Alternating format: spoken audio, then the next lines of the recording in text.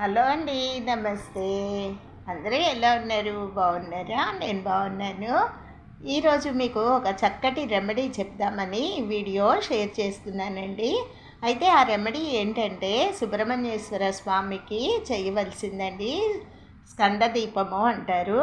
అయితే ఆ స్కందదీపం ఎలా పెట్టుకోవాలి అనేది, చాలామంది జాతకాలలో కుజదోషాలు ఉండటం వల్ల వారికి సంతానం లేకపోవటము, వివాహం కాకపోవటము, రుణాలు చేసిన వారి రుణాలు తీర్చలేకపోవటము అనే సమస్యలు తలెత్తుతూ ఉంటాయండి. అయితే ఈరోజు నేను చెప్పే ఈ రెమెడీ చేసుకున్నట్టయితే సత్ఫలితాలు పొందుతారు.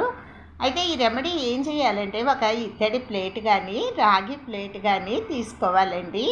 తీసుకొని దానికి పసుపు కుంకుమ గంధము అక్షంతలు అన్నీ అలంకారం చేసుకొని దాని మీద 3 దోసెళ్ళు కందులు వేయాలి. కందులు వేసి దానిపైన కొత్త ప్రమిదలు 2 పెట్టుకోవాలండి. వాటికి కూడా అలంకారం చేసుకోవాలి. ఆ ప్రమిదల పైన నువ్వుల నూనె వేసి నువ్వుల నూనెలో ఎర్రని ఒత్తులు 9 వేసుకొని వెలిగించుకోవాలండి. ఇలా 9 మంగళవారాలు కనుక చేసినట్టయితే వారికి సత్ఫలితాలు పొందుతారు. అయితే బ్రాహ్మీ ముహూర్తంలో చేయగలిగితే ఇంకా మంచిదండి.